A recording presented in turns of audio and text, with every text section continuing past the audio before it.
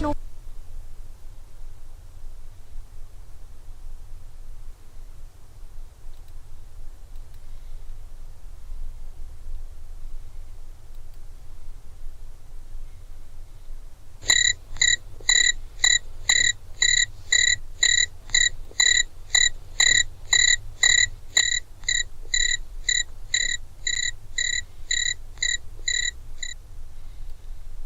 Spring crickets, it seems like to me. I don't know if we're going to get a February. February's like living on the moon. Getting the sun, you're all baking, and in the shadows you're frozen. We didn't get that this year. The crickets, I think, are taking over real early, and that's not a good thing here. Again, more and more I look around, I'm waiting, I'm hoping people would start to respond better. Respond at all, even. I mean, at some point, even bad response may be enough, have enough fodder out there happening and be dust in the face of the oppressor. So, we need to start doing things, and the point is when we do, and for all the people that don't think it works, my thought is maybe you never really changed how you did things in order to make it work. I can tell you over 3 decades I've had to do, not everything was a success, though somehow I took a little different tack, so things I did do were more of a success than a failure. And even in those so-called failures, there was again, leap in knowledge that allowed us to accelerate. That allowed me, I say us because I'm not schizophrenic, actually. It translates to me, through me, to others. And I mean, I've worked with people for so long now, I think we're all, I say us because we're all working, regardless of that I've been focused on certain things and then give that out and those people to pick it up and move with it. We've all been working with this information. So, and these are the kinds of things I'm talking about, all the people that work with the information that I know I've offered, and it's been accepted and then used and then successful. Lots of times we're using a lot of things going on from other people to see, not really as test subject. We go with what we think we know, but we watch very carefully, and a lot more people integrating with what they're doing allows us to gain a knowledge of how better to do it faster. It's just really a big deal. That's why it's kind of important to get involved with other people. So when I say we, I'm not talking like I'm schizophrenic. It's me, myself, and I, though. I got a whole crowd working here. Sometimes we have a conflict, but we, in the concept that I come in with my stuff and I'm offering it to y'all, and those of us that work together with that, and you having your knowledge, you're bringing it to me, and we integrate with all of that, and that's what I'm talking when I say we, and I'm talking really, it sounds like me. It is mostly at least driven from my view, obviously. That's how I'm perceiving the world. But we all have to be doing that. There's lots of people that have valid questions that, I don't know how to explain it. Sometimes maybe I sound like I'm judgmental, but I'm really not. I'm just trying to explain it, a condition that we can move from or through, or find that it's a problem that we have to resolve for ourselves. But I've noticed a lot of people will do things and they do it wrong, and they know they did it wrong because they got beat down or something, or they come from a life's experience that was didn't show them much justice. And in a way, I think that's actually the more truthful approach, because then you realize the world is not really justice. We really have to fight for that. That's not a given. Even in a nation that was purportedly created for the purpose. And as I said, we jumped across the pond. They told us we separated from England, and that was a lie. But notwithstanding, let's go to the point. We jumped across the pond as a people, even as diverse as we were. The last spit of land we could go to in the world to run from global tyranny, world tyranny, and it was claimed that we were going to go ahead and do that for us as people. We're going to be the difference and the distinction in the world. And as my belief is, after looking at all this, we did jump across the pond, but we kind of landed in the high water mark. We landed with our feet firmly in the sand, and the high tide gets us. And we really didn't crawl out of that position onto the land, actually. It looked like we did, but that was all under an illusion. The illusion of freedom wasn't the reality, the realization of it, and being free as a society. Now society is the freedom, it's the constraint, the framework within which you will act. Within which that framework was created was this idea that the better government in the world up until that in all of history was to have government be in a position, an impartial position, to protect life, liberty, and property, what they called capital R rights. And so that's the illusion we live under. That's also the aspiration, I think, because I can now see that we failed that, but it still sits there to be exactly what it said, and that there is a place in how governments can run to do exactly what they say. That we are experiencing completely contrary to that, that we respond to the failure of that at least decent framework, appear in the narrow sense of the government, any government being only there to protect life, liberty, and property. Then that's where we're responding to the failure to that ideal, and that's what I'm noticing myself. I don't know what else to focus on except for that ideal, because we really didn't get it, but I see it's there and I see how it works. As I'm going through here, we're having some, and I have to apologize right up front here. Anybody I was talking with on the internet, if you're on the email, I've had to stop, and I haven't had a chance to even tell you this. We have a serious condition coming through that I'm having to really focus a lot of time on. We're doing more in 2 weeks here, the last 2 weeks, than in a case than I've ever done, and it's to drive home this point of separating yourself out from the system of crime that they put in your face that says it's justice. It's the color of authority, I tell you, that acts against you, that becomes the felony. And so we've had the opportunity, not like I needed more, but we've had the opportunity now. I'm turning my attention here, and I'll get back to all your emails. But please just give me the moment here, maybe a couple more days. But I didn't want to say that, but this is the whole point. And I did get to hear, even in the working up of the broadcast, Ron Steffens up there in Canuckistan talking on his broadcast over at UCY.TV. I think it's TV, excuse me. That's embarrassing. At any rate. UCY, I'll just say it that way, you'll find him. He mentioned he's been talking today more of the concept of the legal lawful distinction. He's getting proofs. He's talking to people that in the system that tell him that that's the truth. That's an important fortification for you. And exactly what he was kind of mentioning is what we're doing. What I told you we did in our lawsuit in 2013. We removed the court system. We removed the people that are in it, that are the occupier, the usurpers. And today I'm now developing, and having done that and thinking about it, I'm now developing we've now developed another technique to do that again in another issue here. That's why I'm focusing my attention on it. To bring this point forward, that what you're suffering is a usurpation of what the ideal was. It's a adulteration of the ideal under the color of the ideal.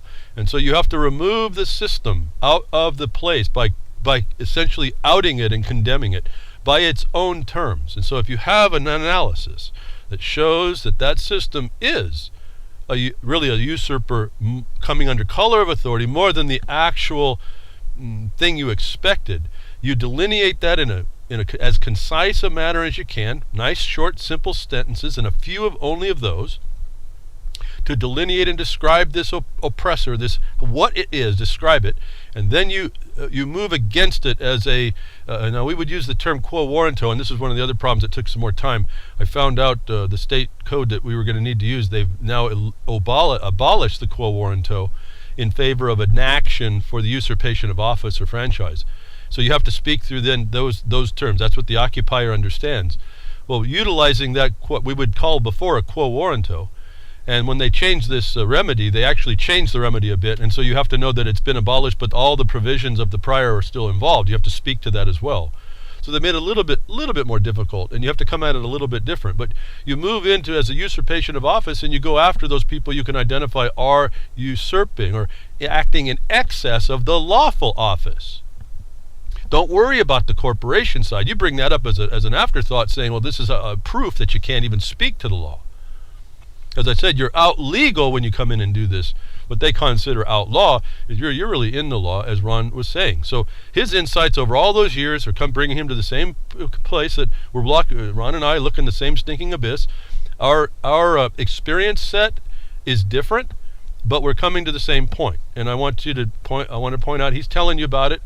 And yeah, last week I was offering you one of the things to do, and this week I just want to touch base, and this is probably where I'll end it, because I can only give you so much over the air here. It's really dangerous tools. You really have to think about what you're doing, and you want to make sure you put yourself in a position that you're not vulnerable to all the tricks and attacks that they will bring, notwithstanding this, the brute force problems that you all know about. We then make a record to avoid, or at least give notice that we know that's coming too, and the proofs.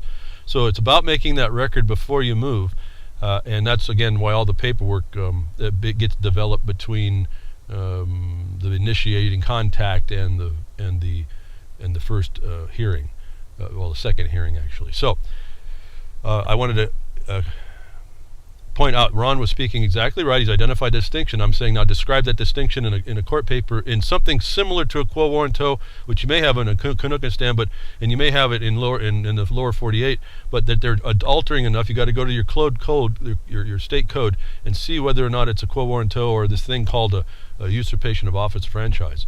And you speak to both that and to the dissolving of that franchise in the harm and the damages that you need to make you whole.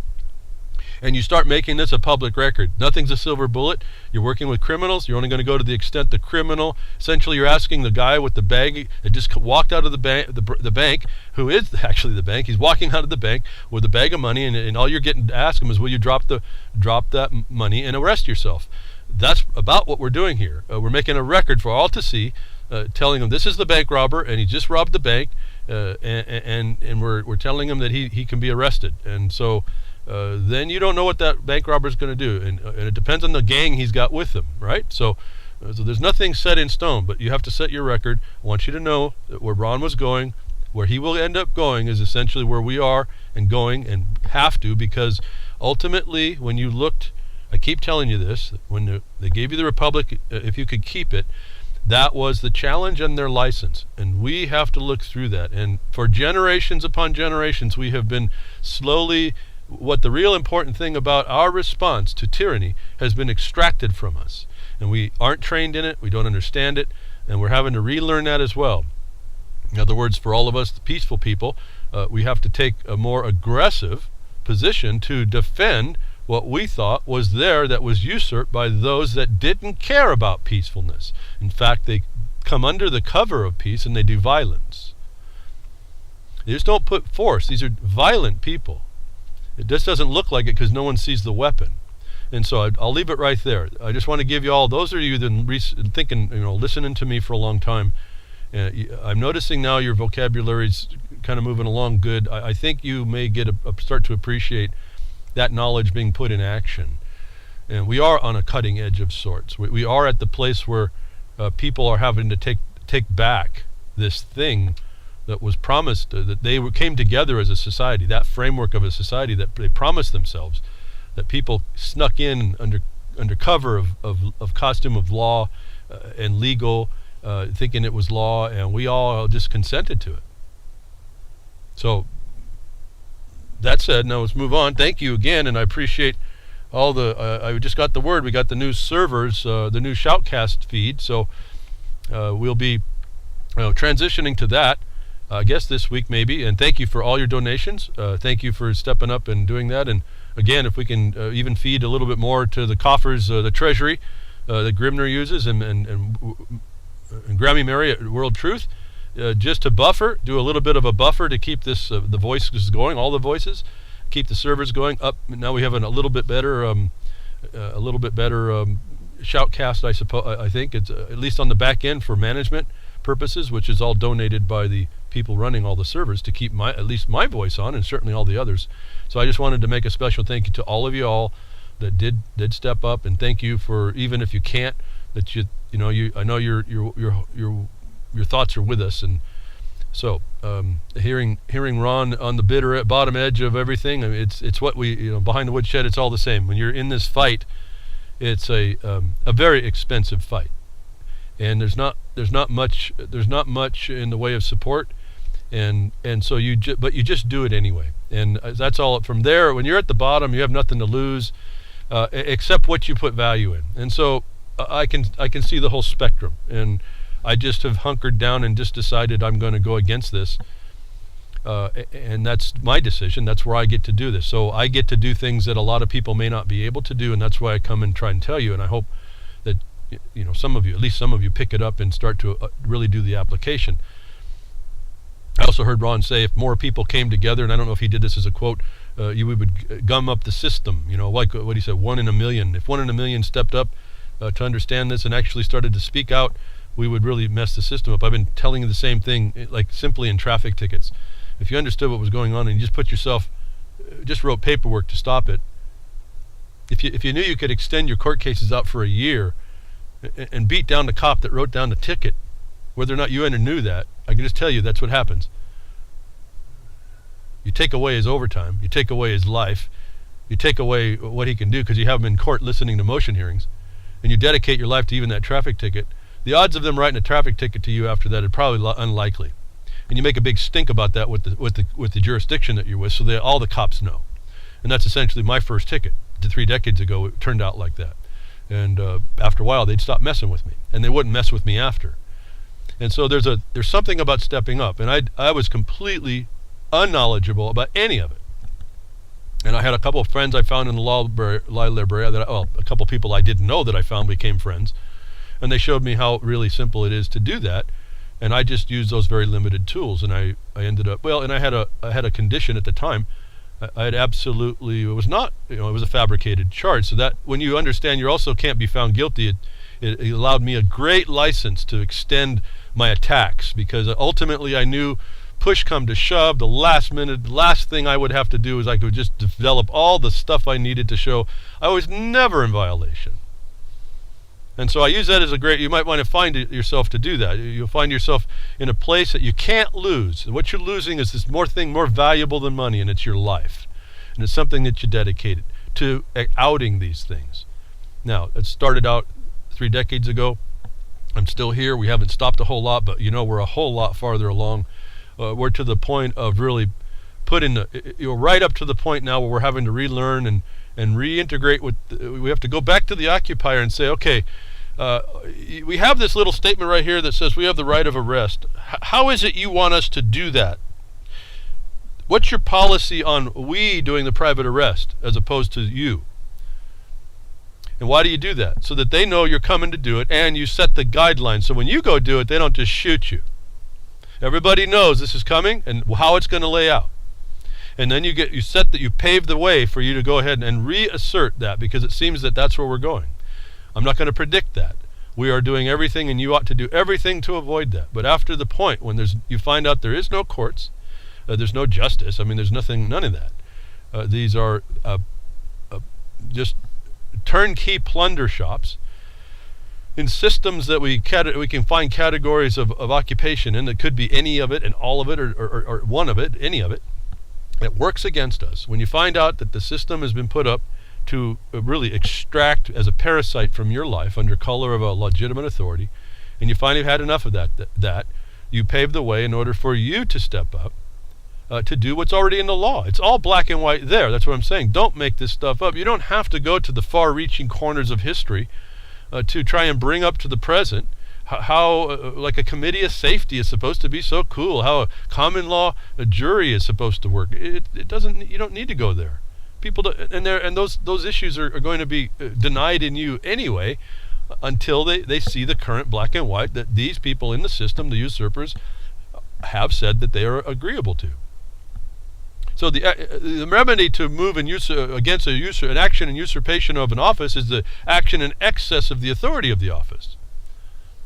Anyway, there's a way to go at this, folks, and I just wanted to point that out because at some point you're gonna have to know that it doesn't happen on its own.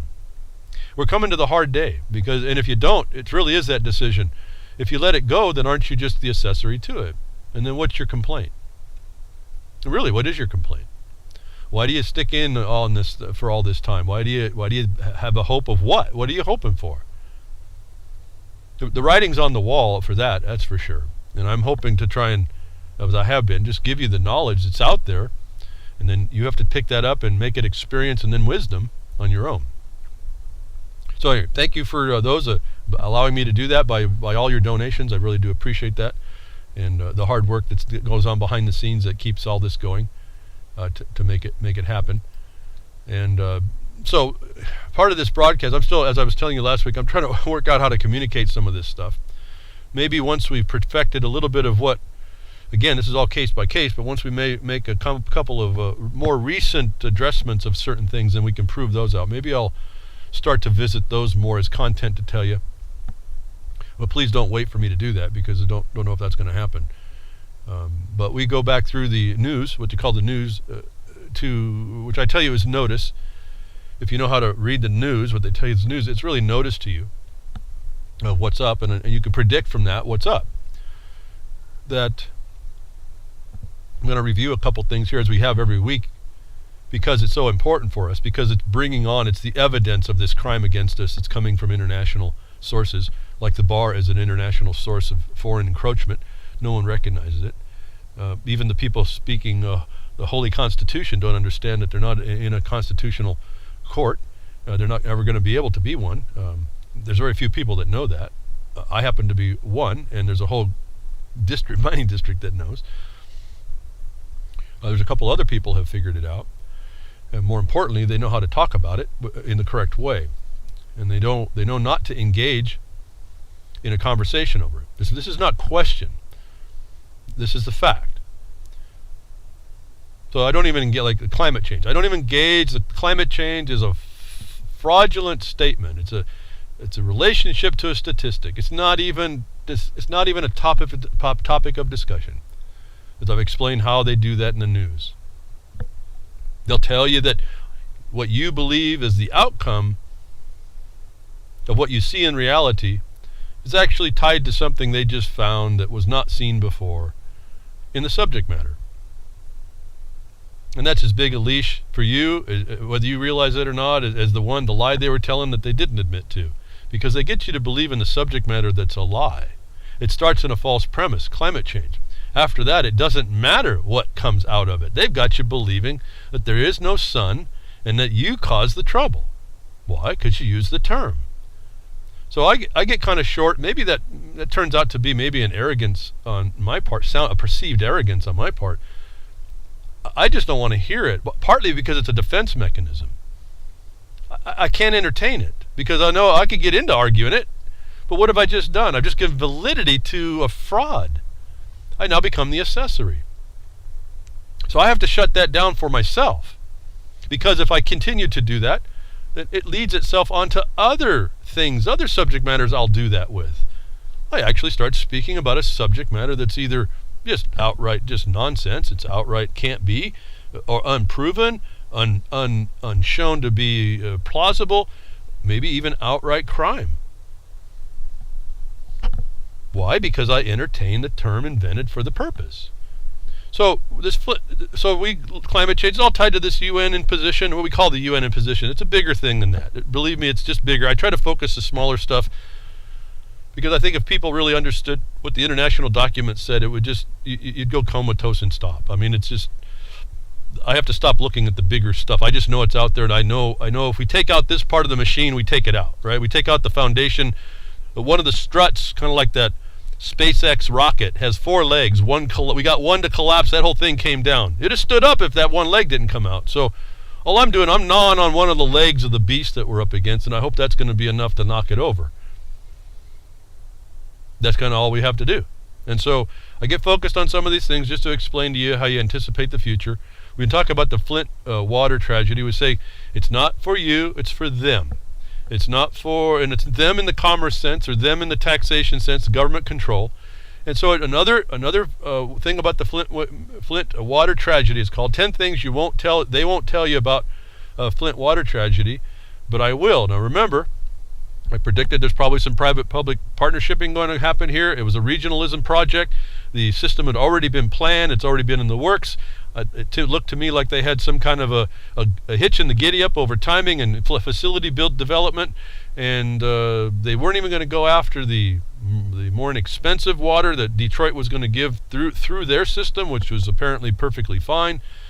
So this thing got exposed. It's an international imposition. And also, international governance is corporate. And so here, this story, you'll find 10 things that they say, and I don't remember now all of them, folks. All this stuff is I put on my tabs, a week ahead of time when I see the relevance, and then I got all this other thing I'm doing.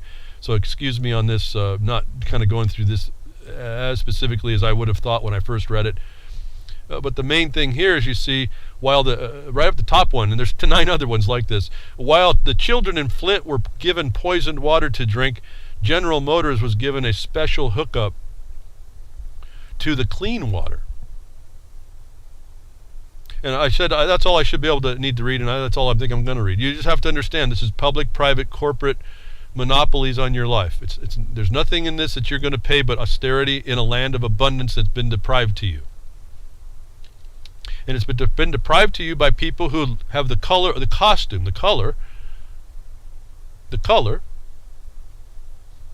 authority, authorita. And remember, I've told you this long time ago, when we went to as money, the fiat, the as money, the Federal Reserve note works as money. We also had, together with that, we have as law. The statutes work as law. And you look very carefully. You don't look past the words. You actually read what they're telling you. It'll say that. You'll see that. I don't make this stuff up just to say, oh yeah, it's there for me. Look how smart I am. Oh, the ship berths in the canal, and we got you coming out, and the doctor, and you informer, and now you got a birth certificate. No, I don't do any of that stuff. Yeah, it's kind of a fun word analogy. I think that's cool. Very creative.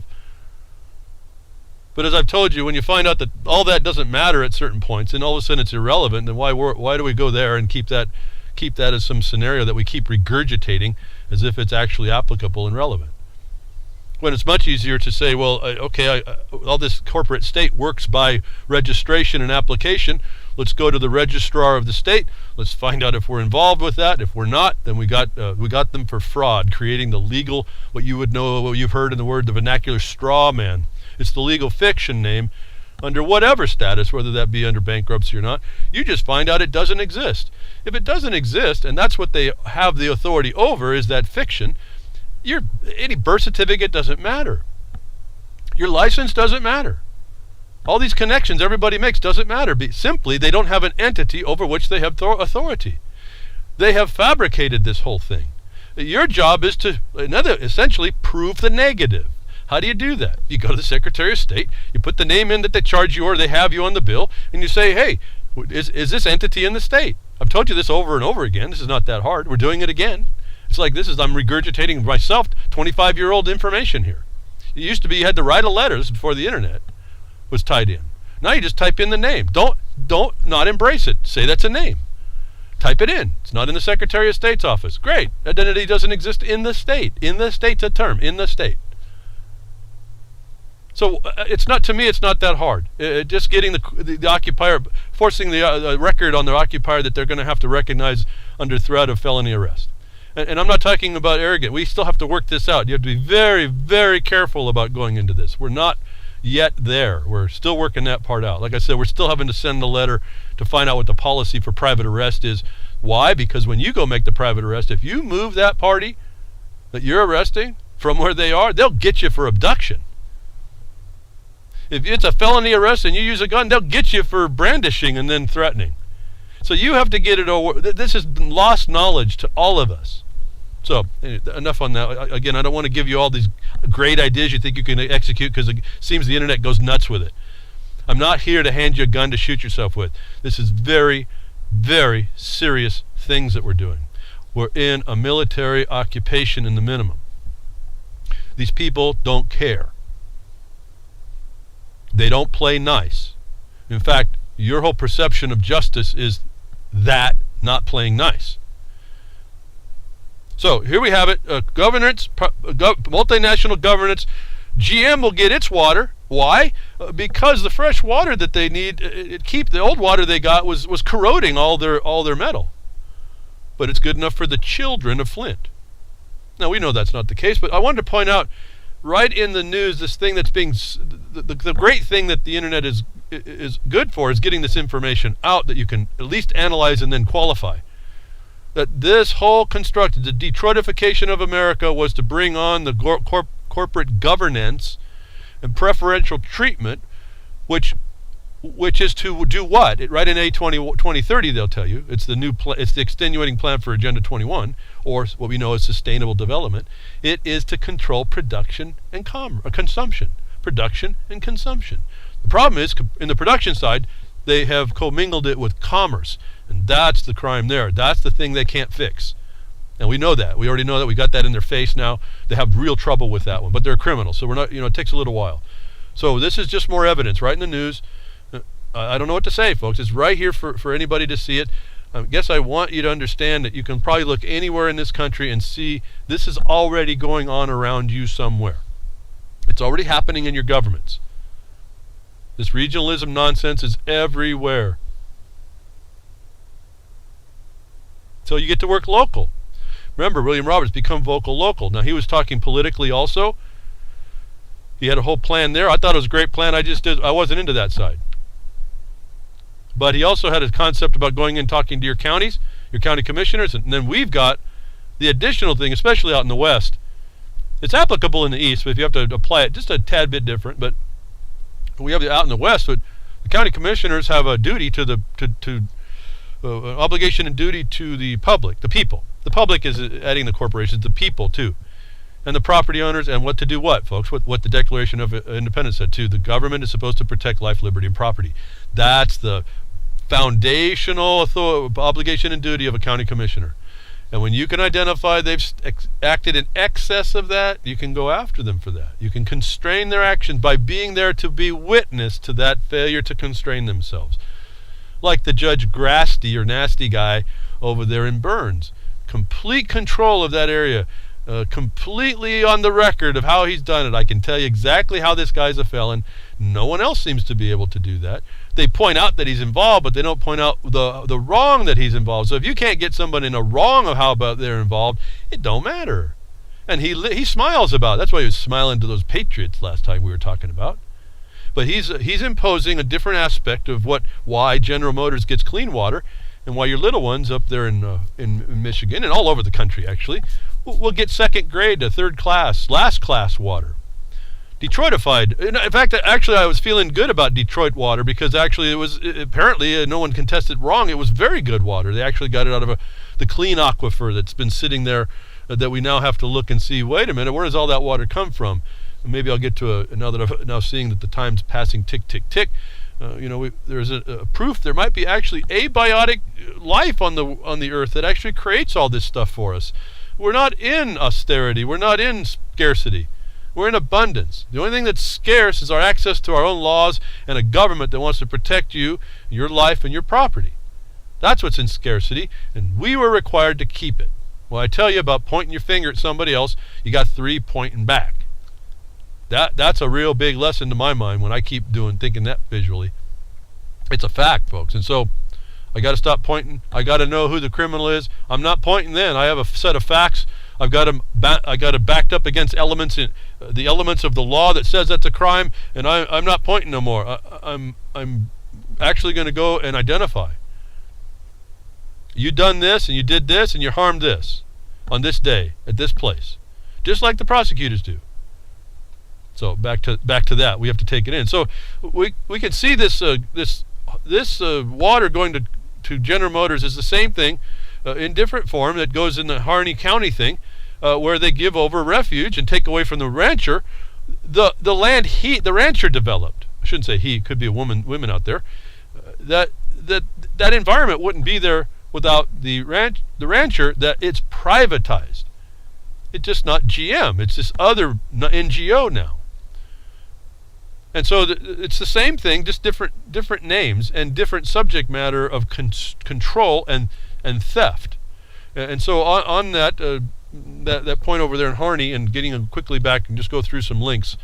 Lavoy Finicum was buried. I have a link for his daughters speaking out. You may want to hear it about what's up, how they're wanting to move this thing forward. That was not a cool thing, what happened, and I think that's inspired a lot of people. I've been torn between all the things I'm doing and realizing I need to get out, folks. I need to get people to actually take the message I have and get it out. And I don't mean just the talk I do. I mean how. We have the how. We're doing it. That's how I know we have the how. I'm hearing with this Lavoy Finicum response that a lot of people from around 25 to 40 are really getting involved. That's the people that I'm finding are most passionate. they're a little bit disjointed. They are a lot misunderstanding what they're up against. But I hear that they are willing to if they knew better. They're saying we're looking for the information. We're just coming that there's a problem. We're finding it out. And the more important point, I've got little ones to teach. That's the thing that caught me. That I'm going to be contacting a couple of people that have asked me that says that they have some things they can do but not sure where to put it. I'm asking you if you have if you want to help. Maybe I'm not sure how this is all going to work. I'm not the guy really to do this, but I might be working with someone that may put together a crew of people that will go out and find out and collect up names and work with people that are now awake to the drama that has been an illusion that is affecting them now in their young lives, that want to teach their little ones to throw this thing down once and for all, that we have tools, and I want to get some people together. They can take care of it. I'll just direct that. Once that gets going on its own and it knows what it needs to do, I can sit back and just be a reserve capacity of the knowledge that I've researched and maintained and techniques and strategies, tactical type things. I can sit back to do that while another type of people go and engage a network of people to actually implement what I'm saying. So those of you that have been listening to me that might be able to work long distances, you don't have to be anywhere, just that you can, social networking and all that, can deal with younger people, can communicate better than me with other people. Maybe if you could send me an email, markonthebeast@yahoo.com, and I'm going to try and work with someone who's going to try and get some other people involved and try to focus some energy on this, because this has been ringing, really been weighing on me. There's a lot of young people that see the real problem. And I don't mean they come awake. It's not they're waking out of storm. They're just awakened to this awareness that there's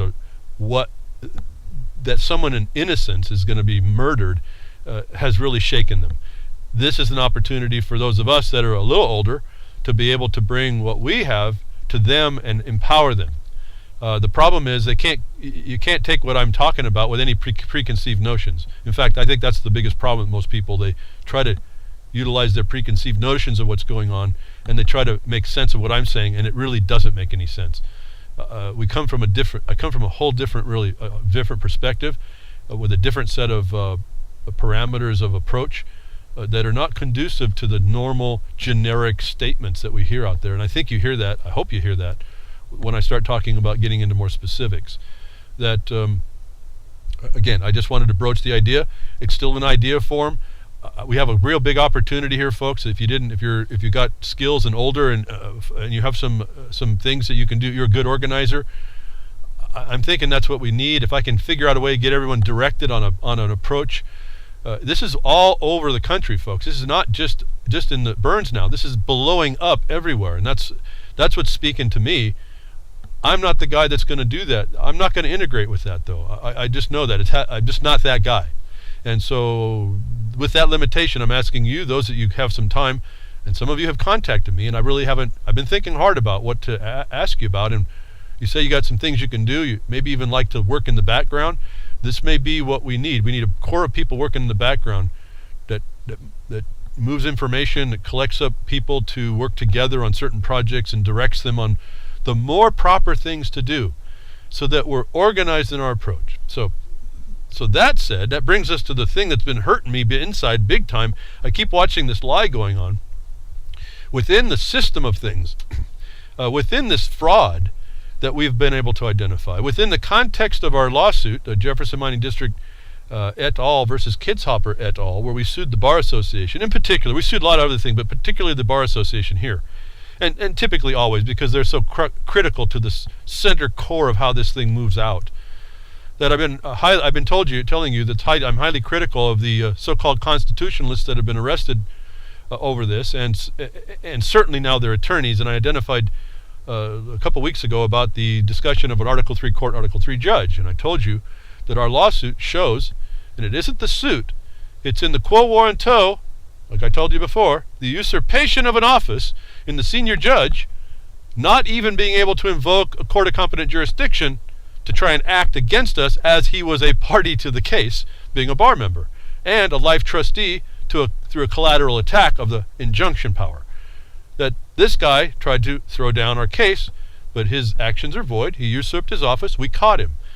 That part isn't in the complaint. That part's in the default to the quo warranto that he failed to answer timely, or seasonably, that we responded to for the record, that you can't get. That we expose this bar association, critical to a condition that has developed a case in this country that, even though they are two places that there exist Article 3 courts, you can't get to them. We've proven that. And that most of all districts, except two, do not maintain Article 3 courts, that Oregon cannot be one.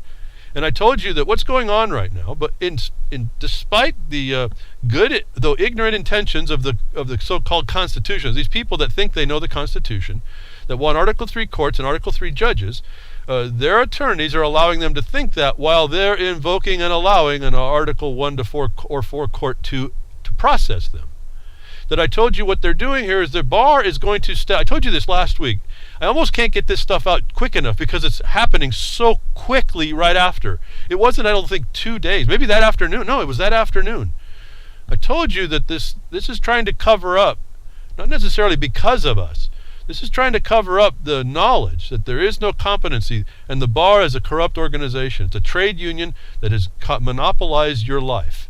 It's a simple trade union that has monopolized your life.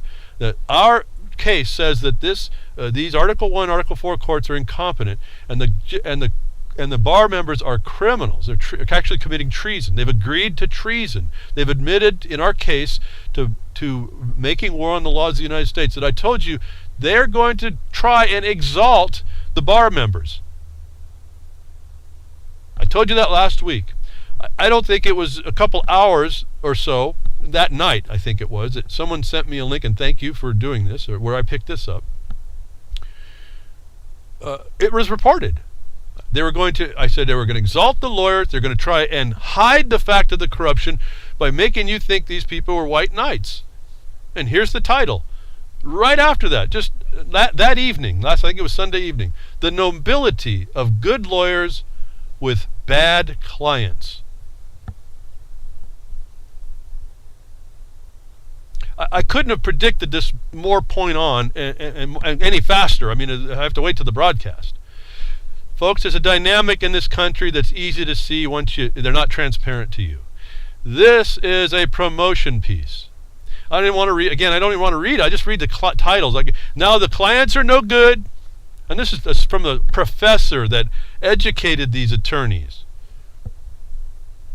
They're now nobility. If you didn't think about an esquire as the title of nobility, folks, and why the original 13th Amendment can't be found and you're substituted a second one that's not the same. We have it right here, folks. I predicted this. To me, this was self-evident. It's all what we're doing now is self-evident. If I never understood what self-evident is, it's what I'm doing now. Everything that I'm able to see and formulate becomes a self-evident proof of the crime against us. I can't say everything. I don't focus on that on everything, but on the things that I look at. They are declaring nobility to exalt the bar members, to make it sound like they're the only saviors in a feudal sense, no less. That report comes out hours after I tell you it's coming. Should kind of invigorate you, if not shake you a little bit, but invigorate you to understand these people are findable. They're seeable. They're not transparent. They're predictable, more importantly. That they're trying to exalt these attorneys. I told you they would do it to hide the fact that their courts are corrupt. They're not competent. And you focus on, these attorneys are doing such a great job. Ammon Bundy, Ryan Bundy, all these people. David Frey. All these people believe that they're the white knights here, coming to rescue them because their clients are bad. You've done a bad thing. And all of a sudden they exonerate the indictment, which is no good. They exonerate the jurisdiction and process that's no good. They exonerate the defenses that are actually no good. No one steps up with their habeas corpus to out it. And whether or not they'd let that in, I don't know, but that'd be interesting to watch. I don't mean a patriot habeas. I mean a real one. One that actually has teeth. One that speaks right to the requirements without any excess. You don't have to go far on this one. But here it was, folks. I was just shocked and not shocked at the same time. Here it was. How predictable is this? Nobility of the criminal blaming the victim in a system of criminology. fascinating to me. I hope you appreciate that they done it. They're moving to exalt themselves. This story is just a cover story to do that. This is more negative propaganda to try and show you that they have it in control. And you're going to, and because you, not, I'm saying this you in generic, not any one of you, because you don't understand what they're covering up, you're blind to it. You're blind to it. You don't know the difference. Now, I may not know everything, but I know that much. That much they're not getting past me, and I'm hoping they're not getting past you. What I'm hoping additionally is that you start seeing how we're done. How we're done in. How the plunder works. See, as soon as I saw the word, no, let me go back to, I was going to go on to the next thing. There's so much to say. I'm going to go back to this. As soon as I saw nobility, the alarm bells went off, and I was cast back to my own statement that they would do it. But the nobility caught me right off the bat. This is a futile statement. Well, it might be futile it'll be futile if you jump on that part. But it won't be futile. It'll be futile if you allow it. If you understand the word difference there. The nobility came striking right up to show you that they know what the condition is. They know what they're trying to exalt. And if you buy into that, they got you. I couldn't even read that word. I could read it, but I'm saying I couldn't even, there's nothing to discuss. I won't buy into that. They're criminals. That's it. They just agreed to that. And I'm trying to get to that climate change. That's a false relation to a statistic is useless. It's not even a thought. Why discuss it? So in that case, I don't care that climate change, NASA finds that climate change says, oh no, the oceans aren't rising. I don't care. I don't care what you attach, like an adjective to describe a word you agree with. No, I don't care what happens after the fact. And that's a secret I just told you as it occurs to me. When you find the first failure, don't worry about the rest. When you find the first fatal flaw, identify clearly that fatal flaw and don't worry about the reams of paper that might come after it trying to puff it up like it's something. So, and that's happened. I've got 5 cases right now that, talking about 5 different, excuse me, 5 different miners that seeking help and other people looking for an insight that I have for them that if they were to read everything that was handed to them would overwhelm them. They couldn't do it. But if they focus on the first fatal flaw, it's easy to handle.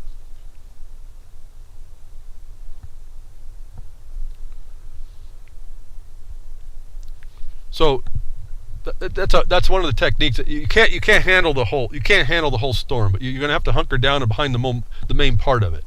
You're going to have to take on the main part of it. Like go over and unplug the fan, the thing that's keeping the air and the sawdust in the air. Go out and just unplug the fan. When you find a place to unplug it, plug it. Don't worry about the sawdust will settle eventually. Pretty quickly, actually. So we have it. They came out, folks. They said it. They're exalting the nobility of a criminal. The bar association members came right out right after I said it. And then another report comes, I think a day or 2 later. Young lawyers are most at risk for substance abuse, mental health problems, a new study reports. This is being reported out of the ABAjournal.com. Do I need to read more? Well, I'm not going to read more except for just to say, do you think that stops at young lawyers, or do you think that predilection to substance abuse carries on and carries on? What do you think, folks? And these are the people that you're hiring at the trade profession. The trade profession is pointing out the young ones. Well, let me just read the first paragraph. A new study released just prior to 2016, ABA mid-year meeting in San Diego rejects the prevailing wisdom about substance abuse and mental health problems in the U.S. legal profession on 2 key points. First, the levels of problem drinking and mental health issues in the legal profession appear to be higher than indicated by previous studies. And second, young lawyers are the segment of the profession most at risk for substance abuse and mental health problems. That's all I'm going to read. You're buying into this system. You're buying into this nobility, folks. the incongruity here is stark and should be staring you straight in the face. Even from this you can tell there's a problem, even if you didn't know the technical side. And so I will again provide these links to you as evidence of the illusion, evidence of the crime against you, hoping maybe beyond hope that you actually go look at them and understand them and use them. Put them in your bag of proof. Carry it with you. To me, I mean, even if you didn't know much more, you just get this story and you're going to go before a judge and they say, we're going to assign you a defense because you got nothing else in your mind to say. You got no word in your mouth about how to go against the system that's going to parasitize you. I'd have this little story in my pocket and say, well, who are you going to give me that isn't affected by some drug or have a mental health disorder?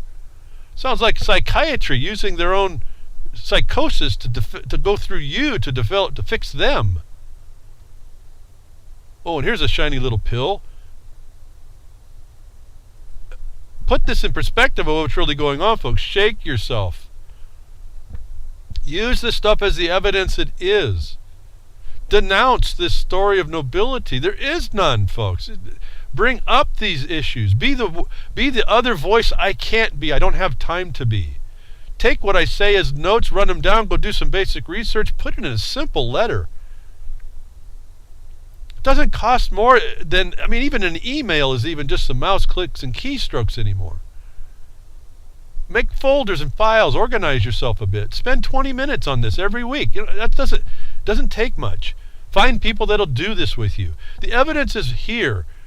We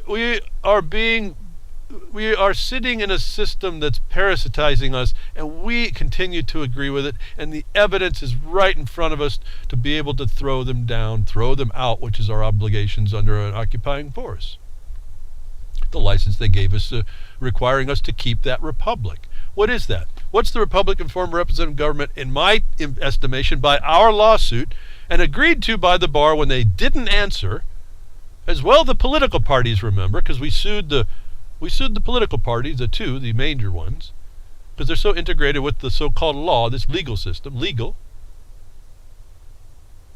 We sued that they were interfering, destroying the Republican form of representative government. What did we say?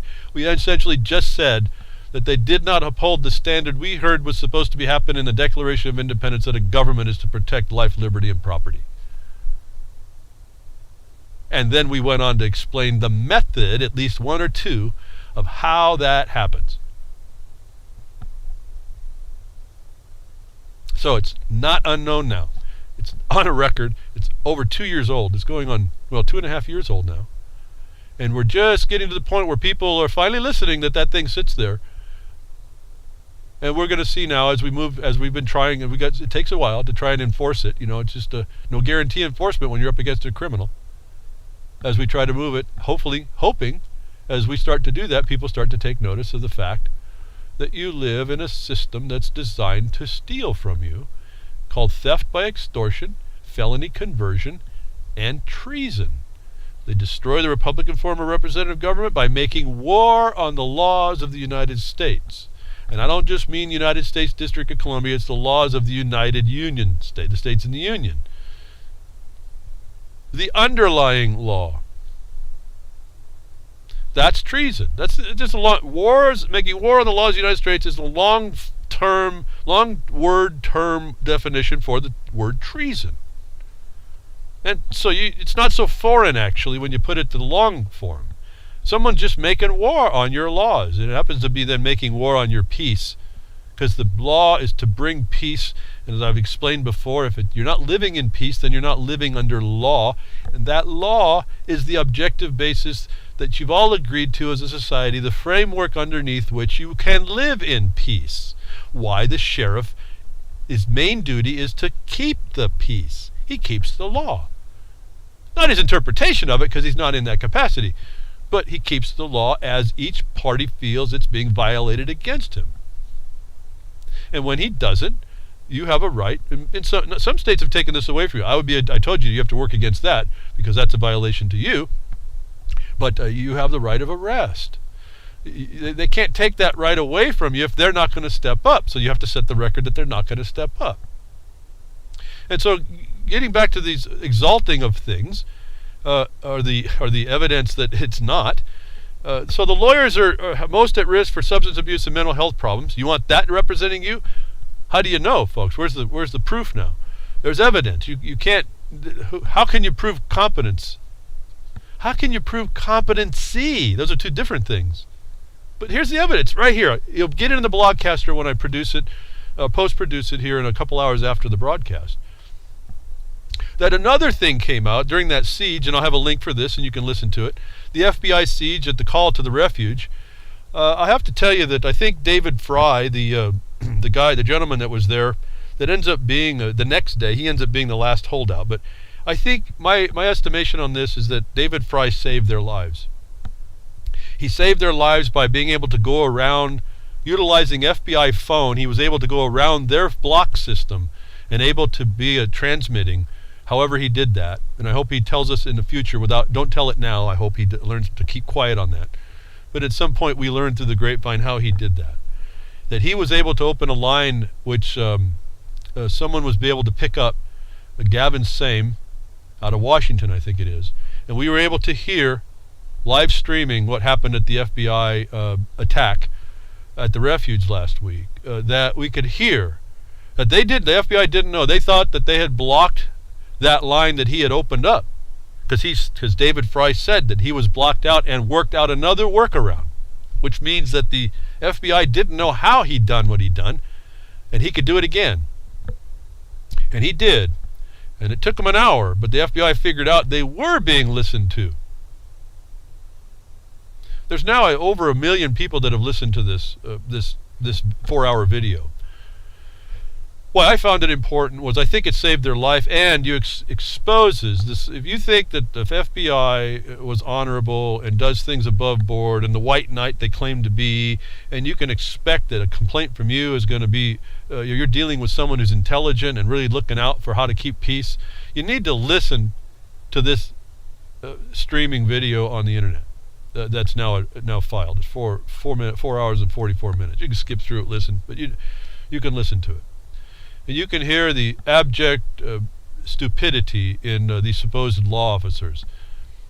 You can hear them not knowing that the stuff's streaming out. They don't even know they're all being recorded. Then you hear that they actually now have the stream an hour and a half or hour and a half later. They finally figure out they can be heard. Then you find out that after they can be heard, they know that. Now, it's going to the world now, how they back off. To know these people are just bullies. These aren't investigators in law. They're not law officers. These are just organized criminal guidos, knee breakers. That shouldn't be okay, and there should be a flood of comments against this. However, be careful. When you do that, you will be put on a flight risk list for sure, as we found out for at least our chairman when we did that with the FBI. And so, there's consequences to your actions. And we will be working against that too. See, more work. We need more people to do things, to be tasked, to do the things that they're going to bring, the criminals are going to bring against you in this war, this battlefield maneuvering that goes on. So you said, but when you hear this, at least for me, again, buffoons, bullies, brutes, they're there on a lie. You can't trust a word they say. Again, you get a cop in your face, tell them to go away. Don't even talk to them.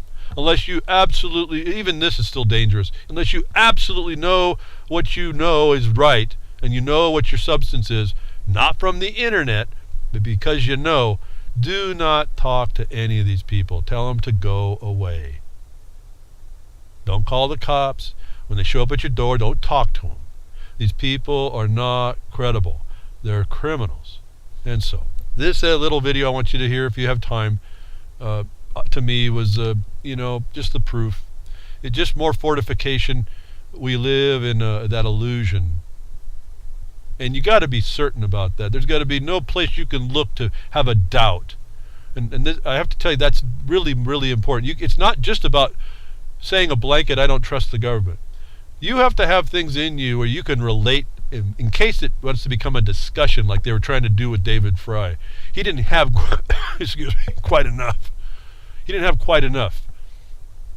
But had he been able to had more foundational points, he could have actually opened up a whole new dialogue of exposure. That's what I'm trying to show you is available to you as I talk. That word, I call you that word in your mouth.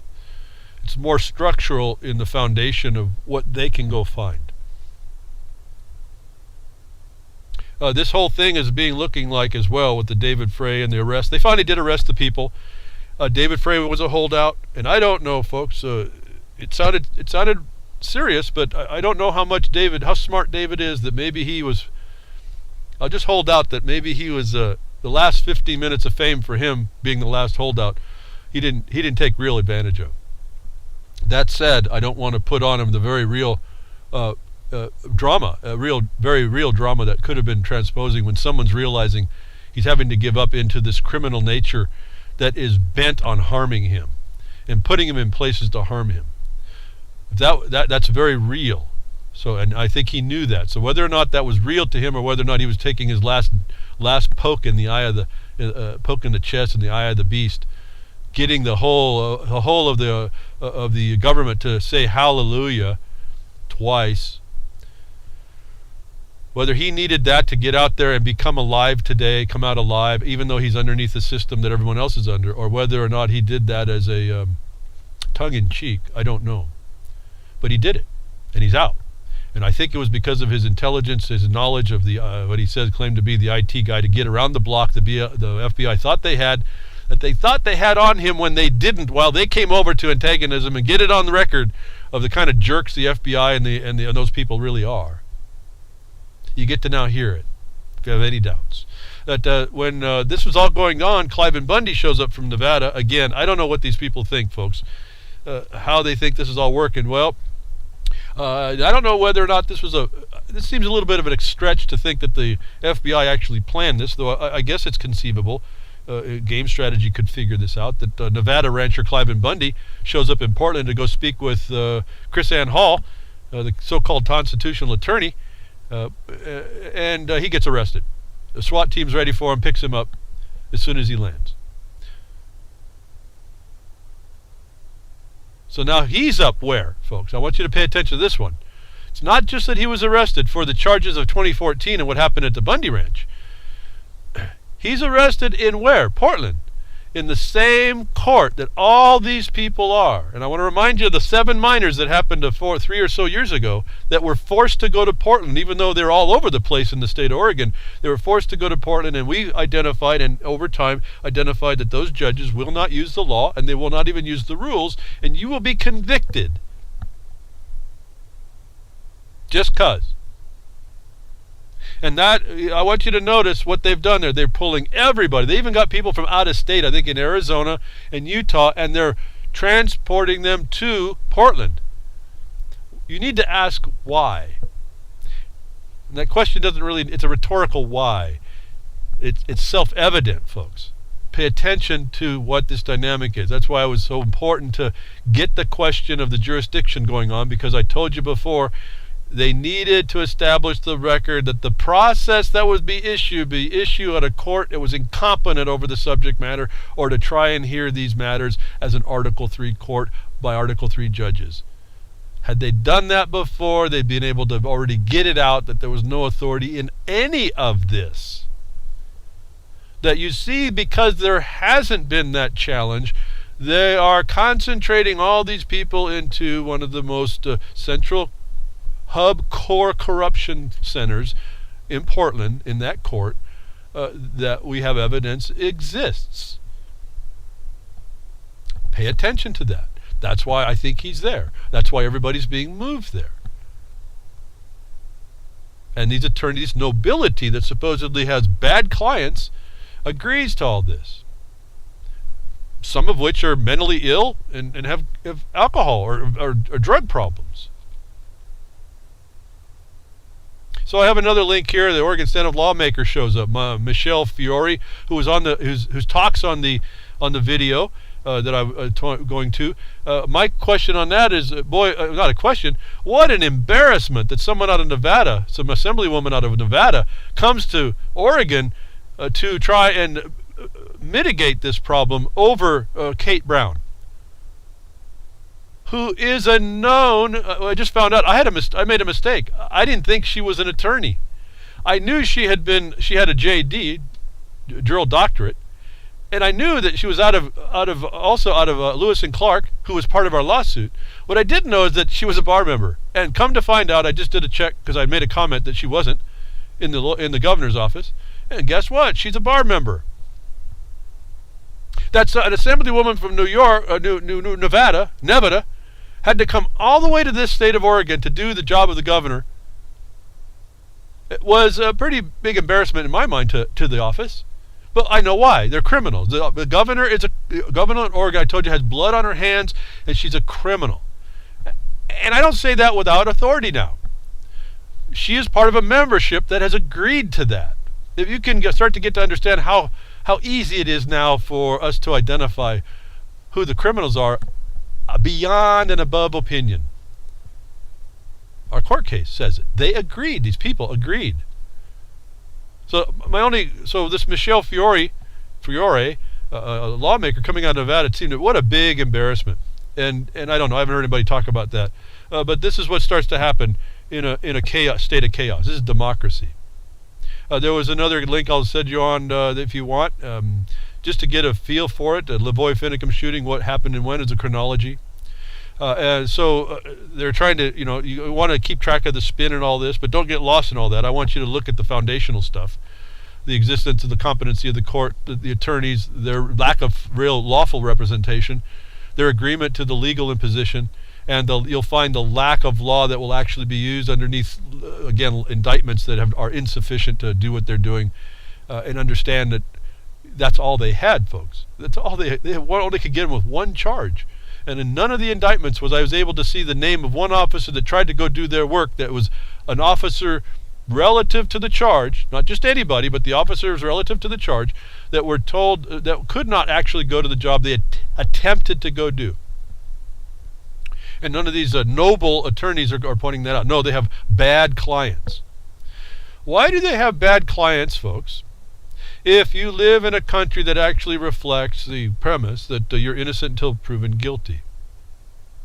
And that kind of brings up my next pre-crime thought here, that we heard of fusion centers before, and they're immediately came out after this issue. Utah Fusion Centers warns cops, watch out for don't tread on me flags.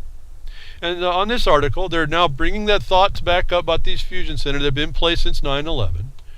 To really identify people as miscreants. So the so-called sovereign citizen, the oxymoron. Those people that don't understand the terms they use. Can't be a sovereign and be a subject. There's just no way. Now you in the context of property, you can be sovereign over where? The land granted to you, correct? So you can be a sovereign in that capacity, but you're not a citizen that way, because you're talking specific to something. Relative to a framework of society that you agreed to mutual respect and mutual protection, you're not sovereign to the obligation that you've agreed to. All right? So this is just simple stuff. I don't want to get too deep in it. But so there's these constitutional experts and supposed constitutional interpreters that believe they're waving the flag and all that. And when you start really looking at it, they aren't. At least from my estimation. Like, I don't appreciate the problem that Chris Ann Hall does when she came into the picture. And their major flaw, the same flaw that all the other lawyers have regarding land disposal law. That may sound a little bit arrogant maybe from people who don't understand me, that have maybe not listened to me, but it's very clearly understood where the failure of these so-called constitutional attorneys are to keep relying on a constitution that is being recognized by other documents, the power of which eliminates all this thing that you see going on everywhere between the state and federal governments, which outs the felony against us under the color of government, and these players in the offices utilizing that ignorance in our people to continue the plunder. it's really pretty laid out pretty clearly that they now want to send out the message of threat, that you guys that fly flags now are again back at the top of the heap for scrutiny. And it didn't stop at those flags. It stops at the oath keepers are on and all this other stuff. All these organizations of all you folks that think that you're patriots or involved with, think you're doing something there, being involved in big groups, the militias and all. You're all been outed and you're now lifted up. So just be aware of that. Since the Bundy refuge thing, it's being reported by Oath Keepers that media director investigating 68 warrants have been issued to those who stood at the Bundy Ranch and Oregon Refuge and mines. So now the sweep goes out from the FBI to start incorporating all the intelligence they gathered, allegedly, and I haven't found any stories beyond this, but understand the dynamic of the battlefield. If you're going out to fight this kind of thing and you want to get in a barrel, be the fish in the barrel, expect to be plucked out or shot, dealt with, I guess, in the way that could be expected. It's why I don't choose to do it that way. I choose to do it in a more, the word I guess is asymmetrical way. You come at them at your time and your place and your strategy, your logic, and your condition, and you do it in small groups from all over the place. So 68 warrants are supposedly issued. The Oath Keepers are reporting that. And I have my troubles with the Oath Keepers, not the people that are true to that, because we're finding that there's some that are true, but the leadership in the Oath Keepers I'm finding is highly problematic. And part of it is that not that I have to have people work with me, but when they have a problem and I offer my help and my help has not been found to be wrong, and they try to bring a solution that they try to force down everybody's neck, and it's not right, and I happen to be there to call that out, and then they vilify me or those like me that say the same thing, I have a problem with that, because I know I'm coming with good intention, and I know I'm coming with experience, and I know then I have a knowledge that there was a limit to the extent that they wanted to do that would actually get people in trouble. That when they don't like me or they don't want me to help, I have a big target I need to place on that keeps me in concern. Now that said, we have a couple of Oath Keepers that I can just tell you the words are completely different, they act completely different, they do completely different things. I have no trouble with those people. They're not necessarily leaders though. And so if someone comes out and says 68 warrants, I haven't heard anything more, I don't know what's going on there, I find it very interesting. They're involved and yet distant at the same time. And I just want you to be aware of, again, when you start working with people, be very cautious on qualifying as you work with them, understanding who you are working with. It can be kind of difficult, but in a way not. I can tell pretty quickly the people that I can work with, I work with them. Those that I can't, there's always a rub. And then I analyze whether or not it's just me, there's just a conflict of personalities, if I can say it that way, and I say, well, maybe they can work with somebody else other than me on the same point. When you start finding that they really can't work with anybody, then you start realizing maybe they're the bad apple. They're not in league with your mind. They're not in league with your cause. They're not in league to be there. They're in there to subvert. Waste your time. So be cautious of that. Be cautious of those that would have that color of honor. I try to allow everybody. I make time for that. I make a space. I allow for everyone to prove out for themselves. To me, lots of people are innocent until proven guilty, but it can almost be a blink of an eye of proof to the other side pretty quickly. And I think that's coming to understand yourself. You have to understand you. And you have to have absolute, you have to categorize your knowledge in absolutes, that certain things are absolutely known and certain things may be questioned, and you always work from the point that you know, not from the point that you might have a question.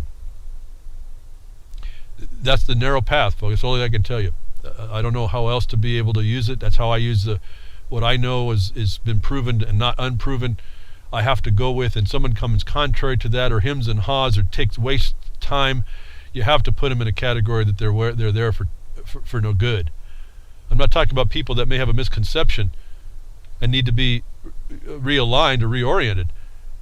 I'm talking about those that come, with purpose, that think they know something, that will not at all listen to reason when you identify, wait a minute, there's something little that doesn't match up with this over here, and why not? And when you challenge that, when they get angry at you, or whatever the emotion becomes, all of a sudden you may have a problem. So be careful of the bad apples, and be careful of those that come in honor, apparent honor. That's all costume, folks. All these costumes we're finding out. And up pops another discussion. A couple of bad apples, nearly 4 dozen Georgia officers arrested in massive FBI sting. There must have been some competition in the federal government if the FBI did this, because we tried to get them to arrest the people that were bad apples, and they came after us and didn't help us. But here it is, 4 dozen Georgia officers arrested in massive FBI sting, happened to go through the crackdown of the Georgia Department of Corrections. Again, this is the second step after the House of Plunder gets a hold of you, and they stick you in this House of Corrections, which is the only thing I can see it corrects is the budget, private or public, not yours. Doesn't correct you, doesn't do anything like that, and it's used to hide a organized criminal syndicate. Again, why the FBI is after this, I really don't know. It's kind of expected. When you get in a place like Georgia, you got the highways, you got the plunder, you got the seizures that go on because of the false drug war. I would have almost predicted this. But it's good to hear that at least there's some sections of the country, the FBI is actually going after the people in government. Why they won't do it for us, I don't know. But maybe as I think about it, maybe I should ask who did that, so that maybe we can invoke that authority where we need it, and then out those people that are in the FBI, like are outed here in the Georgia Department of Corrections, where 46 people were found doing all kinds of stuff, and they're innocent until proven guilty, and so they have to go through their court hearing as well. But the system doesn't like to be embarrassed like that. We'll see the comparative sentencing for these people. But again, the bad apples within the color of authority. We have the nobility that isn't. We have these nobility that's actually a bunch of drunkards and mental patients. Remember, I told you the insane are running the asylum. That last article that comes out of the Bar Journal tells us that. You need to appreciate this connection. That all these people that are under the color of authority, they're coming to oppress us, that want to do this, say that if you fly a certain type of flag, you're now going to be the terrorist, the enemy combatant. And I told you that this big data thing coming down on us, utilizing the technology, and we have to be considerate of the technology we use, and be careful. Your iPhone is your identity phone. It's going to track you wherever you're going to go, how you're going to do it. Everything's there. We get confirmation. Maryland Attorney General is just telling you, folks, if you don't want to be tracked, turn off your phone. That's not the truth, but that's okay. He's just out now. He says State Attorney General of Maryland is taking an alarming, aggressive stance on the use of controversial cell phone trackers known as cell site simulators, or stingrays, urging in the court that a suspect volunteered. You're the suspect, folks, that you volunteered to be tracked simply by leaving his phone on. I understand the technology is that you can't even remove the battery to turn it off, so it's a bypass system. It's conjecture on my part, but I can see there's nothing in my mind says it doesn't exist. So you've been warned, folks. So now that you've been warned, keep using those phone trackers. At least, folks, it doesn't matter, but at least stick it in a metal case. Hopefully soundproof. When you open it up, it'll burst whatever knowledge it had and picked up with the sensors. It'll burst that out as soon as it gets a signal. But at least it may not be able to record ongoing. It may not know where you were. It can only know where you were last before you covered it up. And I'm not sure if it uses a magnetic strip. Maybe you figure out, maybe put another magnet on that box. Hey, so keep using those phones, folks. They're telling you, big data is right there. Going to track you. Keep that phone on. I'll tell you, it's going to track you if you keep the phone off, because there's a bypass. And then you hear this next story: cops recording your move every for over 10 weeks doesn't violate the Constitution. You're given notice here, folks. You can continue to continue doing what you do, and most of you will. You don't see the threat. Honestly, a lot of it's not a threat until it becomes a problem. Kind of like the contract going bad, and you're looking for your contract. Where did I put it? Where did I put that? Something went wrong. I got to go find out what was supposed to go right. Where's my rights? Well, in this case, you have none. Why? Because NDAA says you're an enemy combatant. They've gone extrajudicial, and they don't even need to give you courts. So the Federal Court of Appeals on Monday ruled it's not unconstitutional for law enforcement to set up a camera on a public utility pole and record suspects' moves for 10 weeks straight. You too can get the link. I'll send it over there to the broadcaster. Figure as you will, but here's the notice of how you're supposed to act. They're telling you that the internet's not public, not private. Your phone contracts are not private, and so I suspect that your phone goes right with this. And if not, if it doesn't, they'll make sure that it does eventually. And the services that you use, it's coming up with this digital oversight and surveillance. Now that all y'all are going to be, depends on, it doesn't matter now what flag you fly, whether it's the Gadsden or the peace symbol or just that you like rainbows and unicorns. There's always going to be a threat to the government. But the services that you use and these little things that you use to identify yourself and tell everybody about yourself, there's certain things that you might, that like you say, Facebook, that you think you might use. More evidence here that even India now blocks Facebook, free basics. Nothing's free apparently. Other zero-rated mobile services over net neutrality, whether back to the iPhone, back to your phone, your smartphone. Not so intelligent, folks, but smarter than heck. Net neutrality. Indian blocks it because when you see what the free basics are that Facebook's offering, it's not so free, and it's tied to a conditioning of the use of the net. That India is coming out and saying that there's a problem. Again, I'm not going to get too much into all that. You have to know that these services that you're tying into are being used against us, and if you plan on going up against the system, you have to take measures to insulate yourself a bit.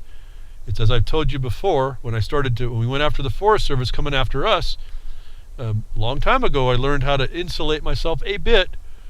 And for a long time, a couple of years, we were communicating with the Forest Service, and they didn't never really want to respond to us. But I did meet the head Forest Service district ranger when he was still there. He's retired since.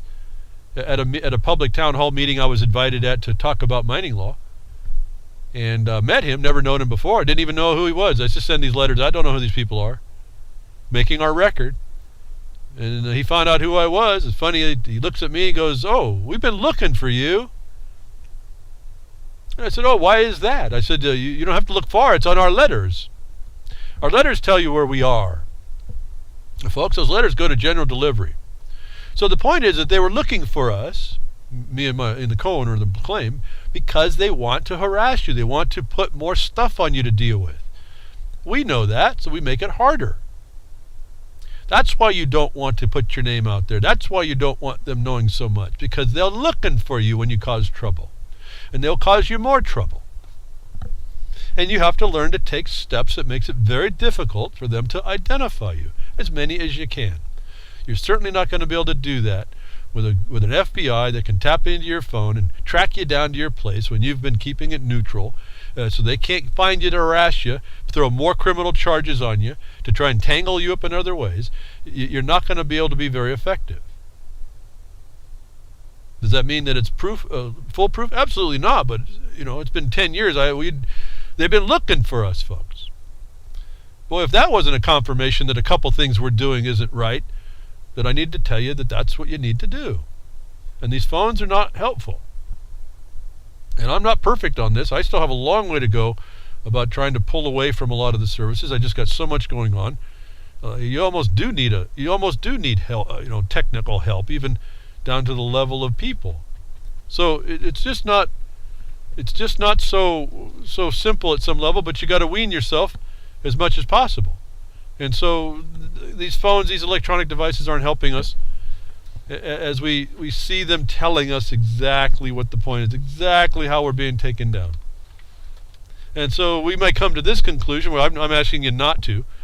I'm asking us to keep pushing and keep pressing, persist, find that wrong you need to make right, let that drive your passion, let you drive you into what you're going to do. Find the tools you need to do, use them correctly, protect yourself as best you can, or else you become someone without a plan that decides to throw in the towel. Just like this guy that I've been telling you, these buffoons in Washington, an exasperated John Kerry throws in the towel on Syria. Buffoons without a plan will eventually have to throw in a towel. Don't be that. These are the biggest guys, the most powerful bullies in the world, having to say they're throwing in a towel. He says, "What do you want me to do? Go to war with the Russians?" That's his answer. That's their plan. I told you they didn't have a plan. They don't have a plan at all. He said it. The unqualified one admitted it. An exasperated Kerry says, "What do you want me to do? Go to war with the Russians?" That's where we are, folks.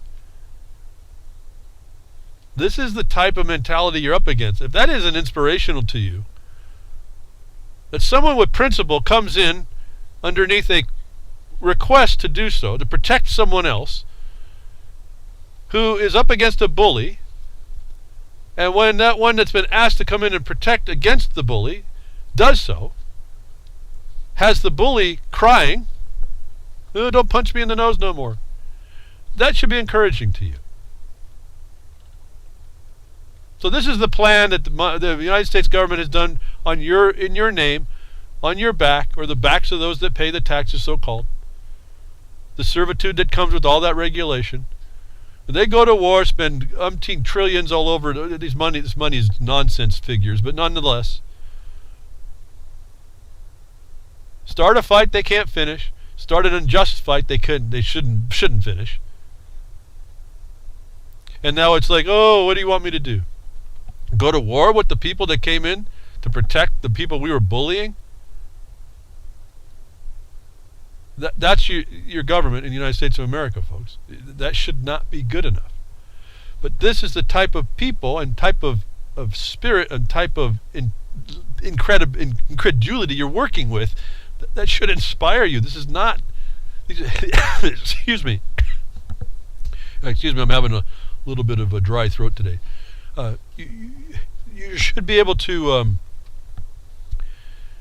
understand that this is like a universal failure in these people.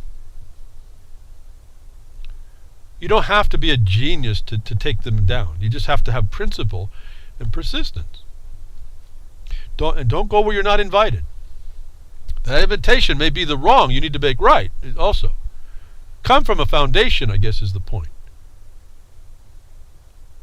And so as Kerry's crying over his spilt beer or sour milk or whatever the heck he's drinking this week, what do you want me to go to the war with the Russians? The Russians don't mess around. They're figuring stuff out.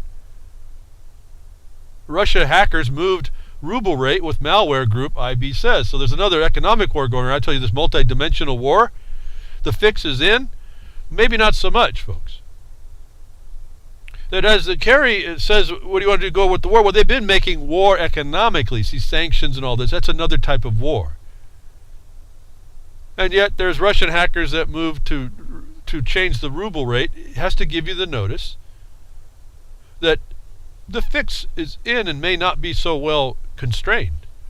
That if you maintain connection with this digital world that they want to bring on, and you continue to allow them to have the ability to encroach upon this digital world in the devices that you continue to use, your life will be anything but fixed as they fix the life around you, because you're tied into it. That's the silent weapons for quiet wars. You put yourself there. How you put yourself there is you with that ring that you put in your nose, and you essentially tie their future they want to you. And you see that when you have a principle and a foundation come from, you can untie that, and you can cause them to do some crying. That while the Russians are doing this on this economic war, they're starting to show and infiltrate these things that are used that we call the fix. We know the fix is in. They start destabilizing that, showing us we better be very cautious as we move through society to try and find our solutions to resolve this. really, for me, it's as simple as just bring government back to where it does protect life, liberty, and property, and that's it. Let's start there first.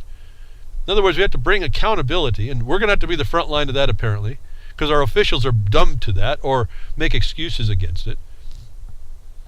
That the fix being in economically was going to have great trouble on all y'all.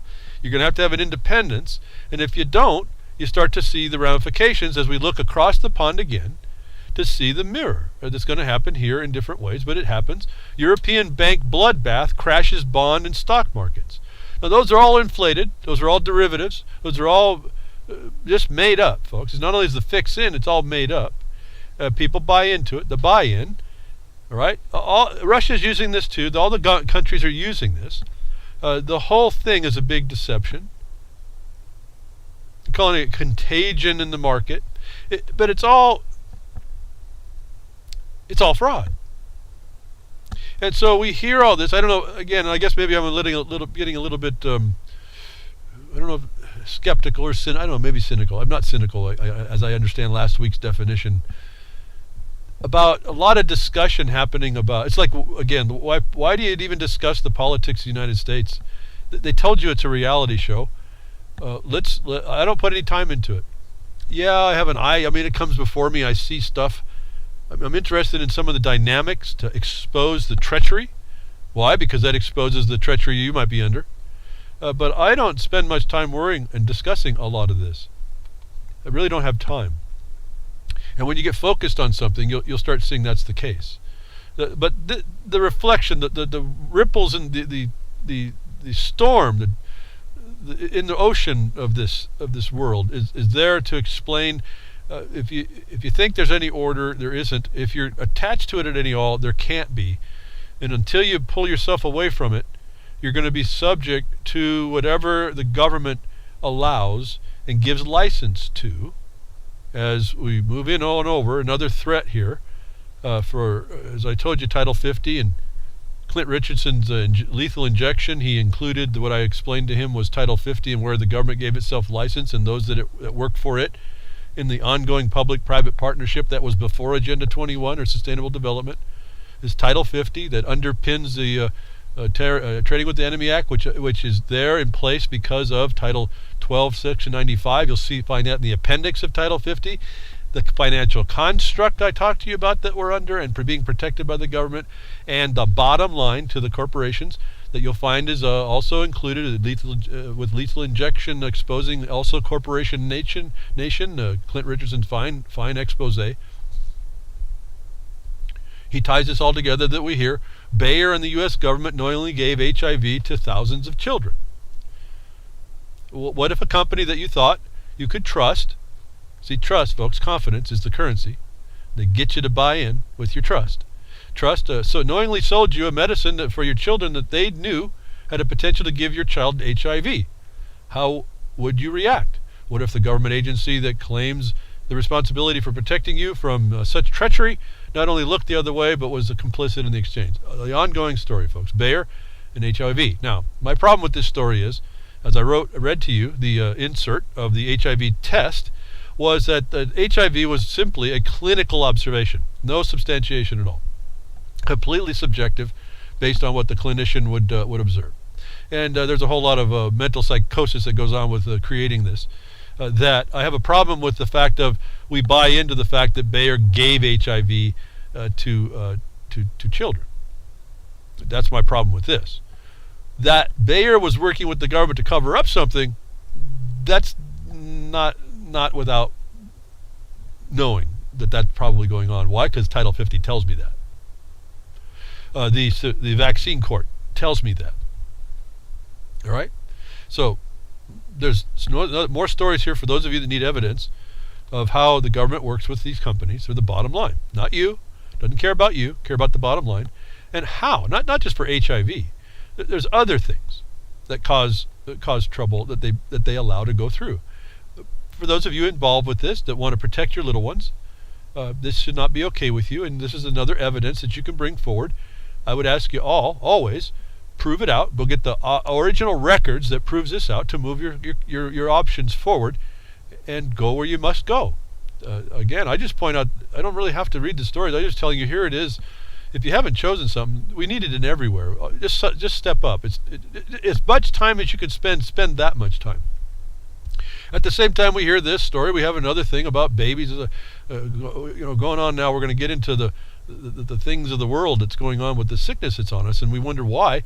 But we don't make these connections. That if you start making the connections, and I don't mean just in an opinionated way, I mean factually. You work it out, and you really work down beyond opinion. That here we have a problem now, if you're not aware of it, but more babies are being born with organs outside their bodies, and experts have no idea why, which it's totally reasonable to me that experts would have no idea. They're clueless. So experts say, folks. I mean, they're always clueless. They always, by the time when they figure it out, they find out later on they didn't know. Oh, they didn't know that was supposed to happen that way. The problem is there's a higher incidence of certain things. Certain things going on, abnormalities, and their pesticides in paradise. Hawaii's spike in birth defects puts focus on GM crops. Well, the GM crop may not be, but the pesticides, again, the chemistry that was those GM crops were made to sell, may be the problem. And this becomes something, why it became important was this little story starts to tie elsewhere as we start moving on about the injuries that governments allowed government companies to do that further other things to get to the thing I last spoke about. Hopefully I'll get there. I think I can do it this week. Of what's hitting the world that I spoke of last week, leaving the broadcast. But here we have, again, chemistry. We have a biopharma government license that's unchecked, that does harm. Those of you that are looking for the proofs of these things, that because they give you the right to go to vaccine court, isn't necessarily a good thing, especially when the first judgment came out that you find out that these vaccines are not cool, but that the governments give these companies license to commit harm. That shouldn't be okay with you. I'm telling you, it's at Title 50 where they've done it. That could be a focus, but that you need to know this harm is here, and that seems to be okay. You shouldn't be okay with that, but narcolepsy, boy, finally wins vaccine injury case, but it's not enough. Absolutely not enough. They're not there to make you whole.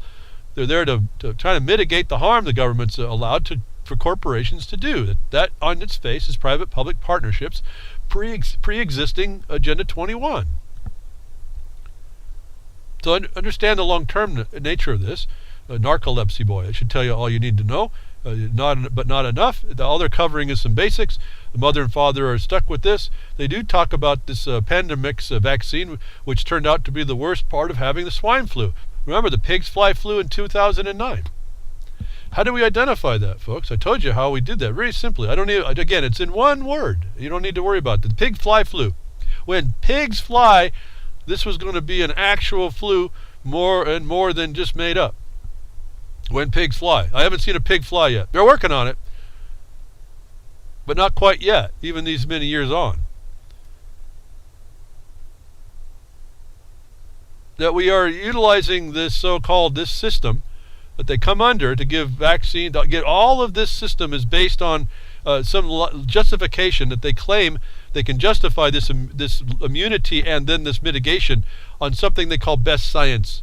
And this is just another tool of destruction, because there is no science. As soon as you get into the terms they use, you're already starting on the false premise that then you have to then argue about that you agree in the beginning premise that allows it to keep flying like a pig. Maybe with different lipstick every day, but there it is nonetheless. Conceptual pigs fly flu is a flying pig that you keep addressing because you keep agreeing that that's a thing that can be, like climate change. I'm talking about the definition, not the climate changes. I'm talking about the definition. A relational, statistical thing. It's just made up. Not even a definition. It can't even be studied. But so we have best sciences that come along. I've been telling you about the science is prostrate before the truth. We can't go there, and that's why I've done that, is because they use so-called best sciences that aren't actually best sciences. They're this government paid for stuff. That we have proof of that now. Professor who exposed Flint crisis says greed has killed public science. So the Flint, Michigan has some scientist who is critical of science looking at it. We haven't heard of that until today. Academic research and scientists in this country are no longer deserving of the public trust. Trust is the currency. It's the buy-in. It's the thing you give over, folks. It's not money. It's not this as money. It's not even gold and silver coin. It's your trust that things are going okay. It's your buy-in to the illusion. He says it right here. It's not deserving of the public trust. What have I said for years? Science is prostrate before the truth. If I ever needed to be vindicated, I think I just got to support it. As two witnesses against that makes a fact, folks. He declared by Mark Edwards, a Virginia Tech civil engineer professor who exposed the Flint water crisis. I won't read more. I just want to point out there are these voices that will discuss their own observations that are contrary to best sciences. They don't buy in to this. They are critical of this real profession that could be out there that really looked at real things. And I'm really kind of saddened because I don't know if you've ever talked to a real scientist, not one that makes stuff up and continues to make stuff up like they just did with gravity waves in the universe to try and support this failed Einstein theory, but that you are lost to really have a critical thought and actually investigate the wonder and awesomeness of this creation that we have. Whatever your belief is, I mean, to us, it's created. I mean, I don't know however you figure it out. Whatever here, however its origins are, right here and now, pretty awesome that how little we know about it and how awesome it is to go explore that part of us. It's like developing ourselves. Anyway, we're losing that. That's, I guess, my biggest disappointment. All this nonsense hides that other thing from us. We don't even know how to begin to approach it. How many times have I looked at stuff and I said, okay, that's wrong. Excuse me. And you go back and then you find some more stuff that, well, that's a study wasn't done so well. Well, that really wasn't objective. We don't even have to know how to get to the objective basis to look. It's really sad. So this professor comes out and says this science is gone. As I said, excuse me. That's the other thing I don't like about this right now is it just comes out of nowhere. Yeah, so excuse me. That the science cannot be relied upon. So I saw this next story. It relates back to the beginning when I told you can't even buy into the concept, the false premise. There's no argument to be had. There's no debate to be had. If you start to debate upon a false premise, you're lost. Why waste your time? That this little story coming out that NASA now pops up and says climate change helps slow, not quicken, rising sea levels. And I can just hear my own mind going, oh, there it is. The proof that sea levels don't rise and climate change explains why NOAA is showing the water levels dropping, actually, when you go look at their records. They have to match that problem. So another organization comes out, oh, no, it's not doing that. Well, so my first inclination was, oh, good, okay, there's proof that it does. And I said, wait a minute, I did the same mistake. Immediately, I bought into the fact that sea levels are not rising. Instead of saying, wait a minute, that's a false premise. Climate change doesn't exist. But so it doesn't matter whether they're rising or falling. Sea level rise or fall is irrelevant to the fact that the false premise that we come from. But if I start saying, yeah, they're not quickening the rising sea levels, that's really a neutral statement anyway. It doesn't mean anything. But then I buy into the fact that there is no sun. No matter what the seas are actually doing for what cause, I buy into the idea that there is a climate change. And this is the subtlety of the deception that's going on, that I want you to be fully aware of. This is on everything. Climate change is kind of an obvious thing to point out. These are subject matters that are throughout our existence anymore, that are made up by these people that force the agenda to us. Whether you want to talk about even taxation, or you want to talk about land use, or you want to talk about jobs, or you want to talk about any of this stuff, strategic plans. As soon as you say you have to have one, you agree to the one who made the model for the plan. You have no way to now attack that model was no good. Which is where I'm finding our foundational fight is you have to deny its legitimate existence. Not that it may not exist, but that how it's being presented is not legitimate for consideration. In other words, go back to your office, sit down, rethink about it, and bring me something that's legitimate to chew on for a while. Climate change helps slow, not quicken, rising sea levels. Well, I guess it's still admitting the sea levels will rise, but not so fast. But if I go into that, I still agree with the rising sea levels. I agree that it's tied to climate change, which is not climate changing, but this concept of a statistical ratio and relationship to some unproven thing. So, I hope you get the point there. This is what they do on other subject matters, so here's NASA coming out, but the unqualified one, that Nobel Peace Prize winner,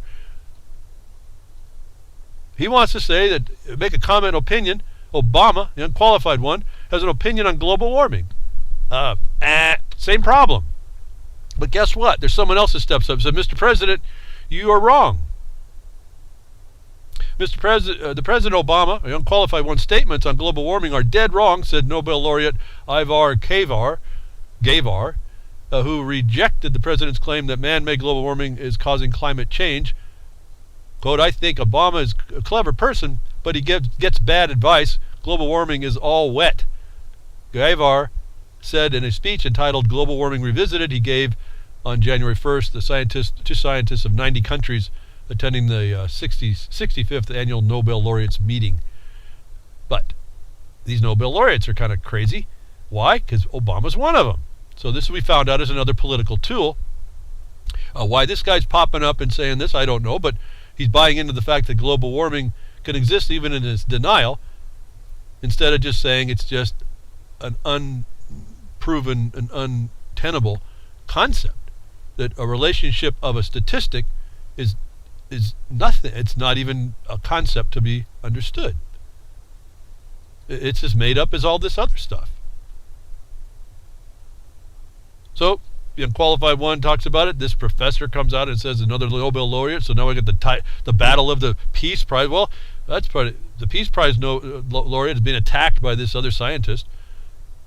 Maybe he's in violation, right? If you believe in that Peace Prize, it's not political. Right, this is a guy that's given to a president who's committed more death on this world probably than a lot of other presidents, for sure. I don't have the statistics. I really don't care. But this is all fabricated and made up stuff that gets you to buy in, to put your confidence in. And this brings us up to what I was getting at the end of last week, the Zika thing. I've got a bunch of links. In some regard, I'm not interested at all. But for me, it's identifying how this has been and where you can go quickly, because I had this answer a long time ago, but over time, this last few weeks, the answer develops to prove out what you can see weeks ahead of time. You can foretell the future at some point. The point is you get to move on. I only don't move on because I want to expose it to you, and it takes time to get to the tabs.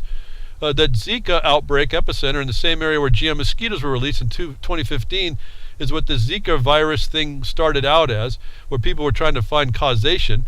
And the first reports where the World Health Organization announced it will convene an emergency committee under international health regulations and these are all capital letter organizations, under international health regulations on Monday back in February concerning the 1st of February, Zika virus explosive spread throughout the Americas. The virus reportedly has the potential to reach pandemic proportions, possibly around the globe. So, I'll just stop right there. I said the magic word that for me opened up the whole thing. Made me focus on the real point. This was a missed discussion for me because they said the same area where GM mosquitoes were released. Well, actually, I got the link here. It wasn't actually in where those GM mosquitoes were released. And in particular, I'm going to focus on this word pandemic. Am I not? Because that's a WHO, not the owl, not the rock, but the WHO, the World Health Organization, a definition for a made-up thing. It's not epidemic. It's as epidemic. It's called pandemic. They made it up. When they used the word pandemic, they made it up. That's what I told you last week. How did I know that? Because I proved that in 2009. The pigs fly flu. They made it up. It's a pandemic. It has a definition. They've made that up. So, when you look at closer, though, I didn't like the idea because they're talking about mosquitoes, because the mosquitoes they released, and there's been some discussion, and I know that there's going to be some people that have maybe a slightly contrary view, but I'm going to go on the surface of this. The mosquitoes they released were male. Male mosquitoes don't bite, and therefore they could not pass the Zika virus.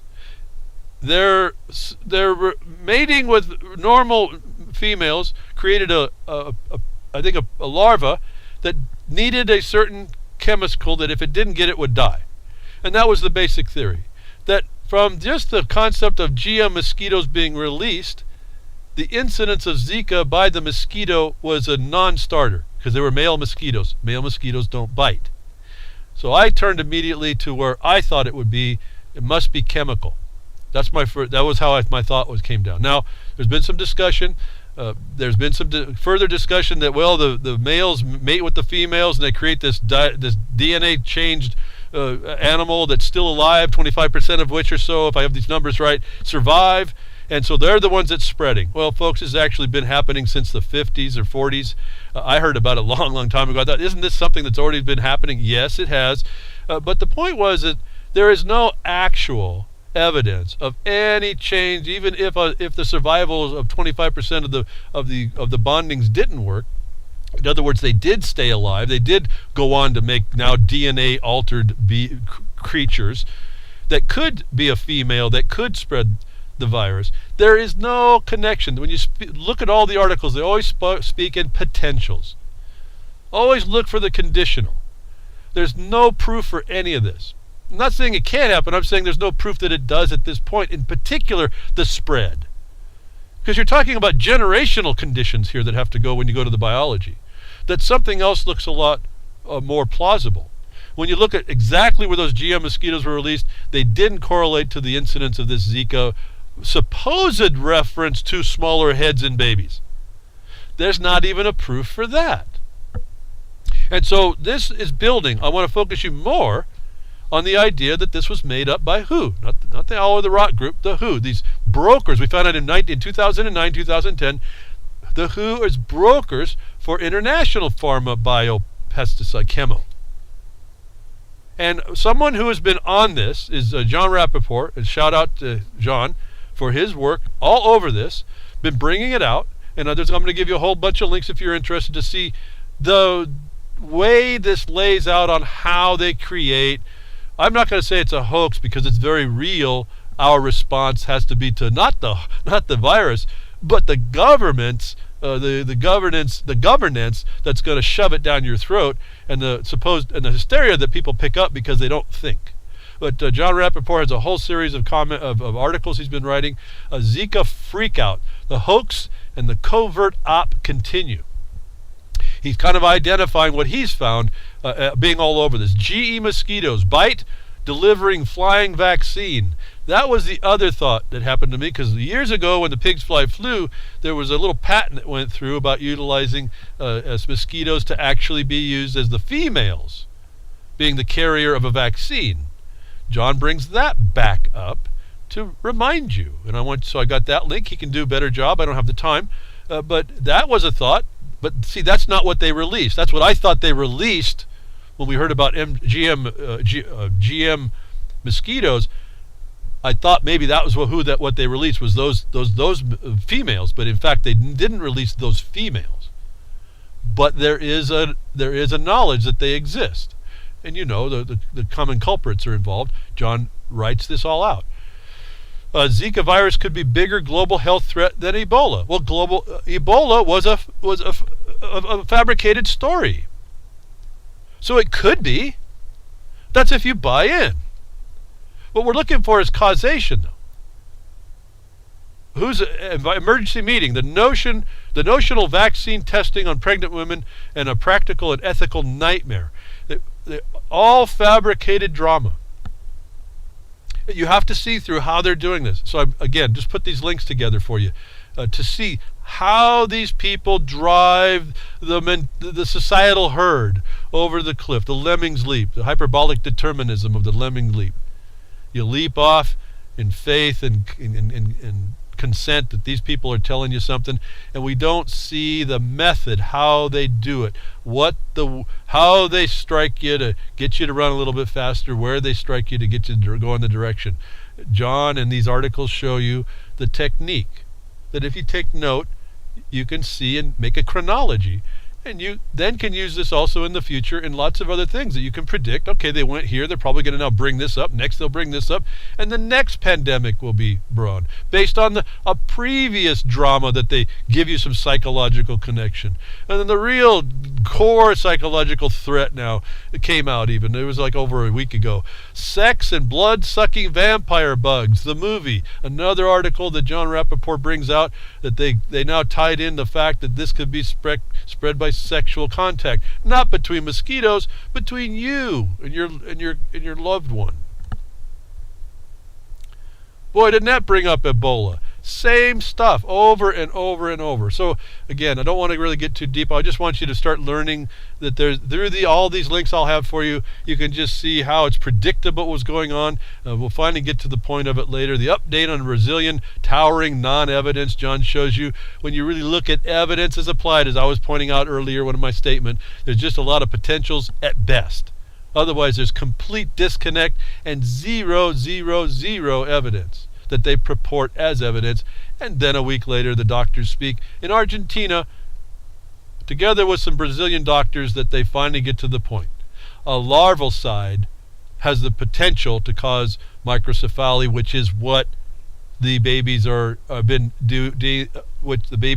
dealing with, and other things actually, other harms in the larval side, the pesticide side of this. Excuse me. That the is really more of the cause that I was thinking of in the chemical side, where this is what's really going on. There's a couple of now these stories that it's not in the mosquitoes at all. It's in the pesticides that they're using, and they've been using for a long time. And so you see the transition of the people starting to look at this. Even this we may not even know if it's the truth. But the pesticides are starting to come higher and more probable as what's going on, that you have to understand. Remember, folks, that's pesticides. Larvicides, fungicides, they're everywhere. They're in your country. Organs coming outside of the body in Hawaii. Pesticides, not GM mosquitoes, not even GM crops. No one's eating those crops. Those are not even getting fed to people right now. They're test crops. But the pesticides and all these other chemicals are getting into the environment. Is that the cause? I don't know if there's actual proof. They said potential, but it's more likely. It's what my mind turned to. And so here we have coming out. Zika is not the cause. There's no proof, no connection. Pesticides are more likely. And what does the unqualified do in all his wisdom and experience, and his genius and his cleverness? He asked for $1.8 billion on emergency Zika funding. Not on the pesticides, not in the chemical industry. No, let's look at this little Zika bacteria. We're going to put almost $2 billion, billion, it's something that the doctors are already saying it doesn't exist. How much do you think he's putting in climate change? Something we can tell doesn't exist. These are the people in the seat of the decision, folks. Another story. What is the Zika virus epidemic covering up? Well, let's go look. And there's a whole story here. People are now going through to tell you what it is. What's going on? You find out it's this industry. And then the biggest, worst problem, folks, the biggest harm that has hit, I don't know if we can survive it. Zika virus has claimed a strange victim. I don't know if we can do anything without this. It's the Tata Motors car. They have to rename it because it has to do with the virus. If you did not think, I don't know how we're going to do without the Tata Motors. What's a bite between Tatas, folks? But a motor car company is going to have to change their name because it has to do with the Zika virus. That Z-I-C-A is confused with Zika, the Z-I-K-A, which means zippy. They can't use it. So the Tata is maybe no more for the car. They got to rename it, and that's the strangest of our world. The car gets more truth than the people, as government supports industry to poison you, right under our nose using the currency of confidence, supported by a bunch of people that are alcoholic, drug-induced, and psychologically unstable in the bar people that run this world. And you can continue to tolerate it, or you can stand, find the wrong that you need to be made right, and fix that, persistent to it. Thanks for tuning in today. Thanks for all y'all tuning in that do and donate and helped us. And thank you to Grimner at reallibertymedia.com and Grammy Mary at worldtruth.org, a social network better than Facebook, and UCY.tv. Thank you very much. Take care.